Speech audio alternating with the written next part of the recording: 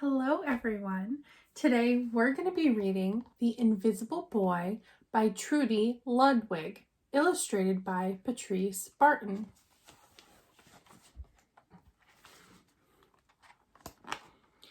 Can you see Brian, the invisible boy? Even Mrs. Carlotti has trouble noticing him in her classroom. She's too busy dealing with Nathan and Sophie.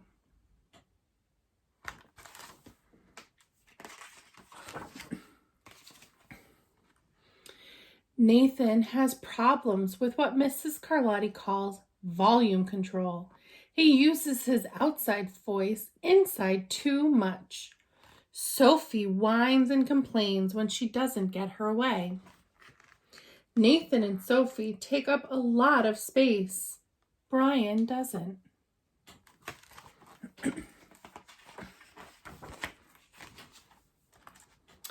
When the bell rings for recess, Micah and JT take turns choosing kids for their kickball teams. The best players get picked first. Then the best friends of the best players. Then the friends of the best friends. Only Brian is left, still waiting and hoping.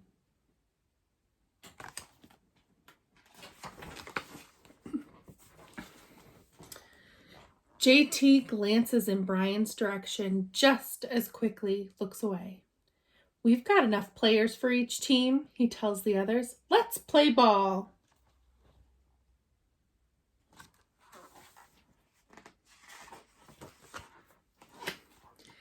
In the cafeteria, Madison and her friends talk about her birthday party.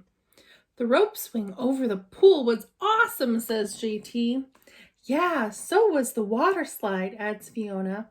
That was the best pool party ever. I'm so glad you guys had fun, says Madison.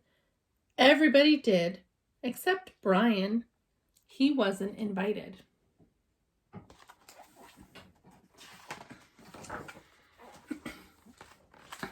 At choosing time, while the other kids play board games and read, Brian sits at his table doing what he loves to do best. He draws fire-breathing dragons, scaling tall buildings, space aliens locked in intergalactic battles, greedy pirates digging for treasure, and superheroes with the power to make friends wherever they go.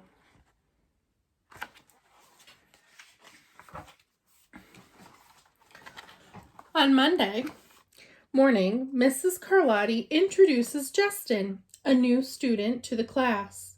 Brian smiles shyly at him. Some of the other kids sneak looks at Justin, trying to figure out if he's cool enough to be their friend. They haven't quite made up their minds yet.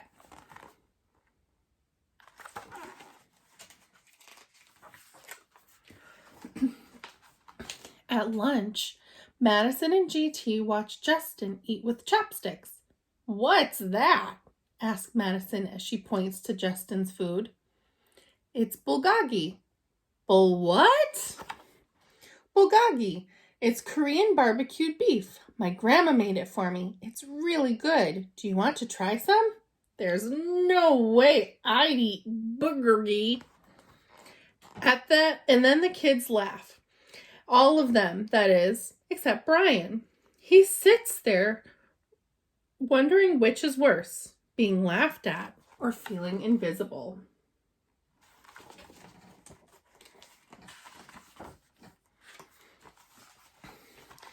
The next day, when Justin goes to his cubby to put away his backpack, he notices a piece of paper with his name on it.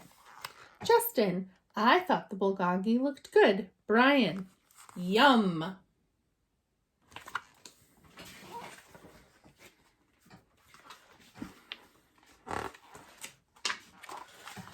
At morning recess, Brian finds a piece of chalk on the ground and starts drawing away.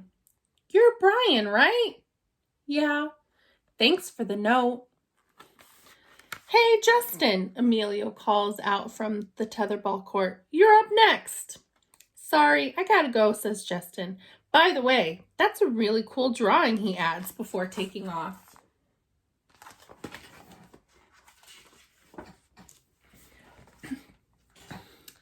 Back in class, Mrs. Carletti asked the kids to team up in 2s or 3s for a special project. The kids scurry around the room to pair off. Brian heads towards Justin. "I'm already with Justin," says Emilio. "Find someone else." Brian looks at the floor, wishing he could draw a hole right there to swallow him up. "Mrs. Carlotti said we can have up to 3 people in our group. We're only 2. Come on, Emilio. Let him work with us." "Okay, I guess."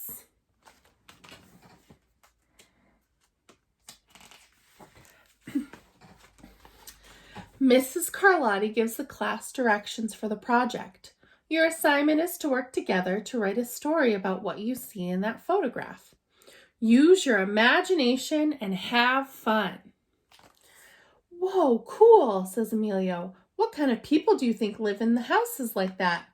"I don't know, but I bet Brian could draw them to go with our story," says Justin. Brian smiles as he takes out his lucky pen.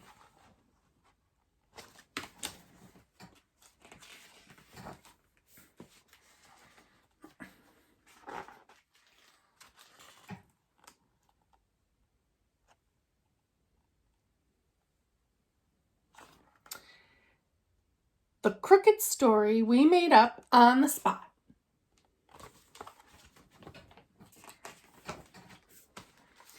It's lunchtime again, Brian's least favorite part of the day. Another 20 long minutes of kids talking and laughing with everyone else but him. "Brian," he hears someone shout. "Hey, Brian, over here." Brian turns and sees Justin waving him over. Emilio nods at Brian as he makes room for him at the table.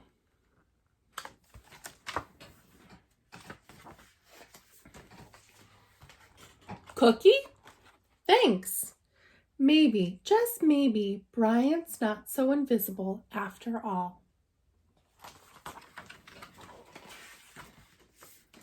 So in this story, Brian starts out feeling like he's invisible, and the new kid, Justin, comes along and helps him feel like the other kids see him and help him join.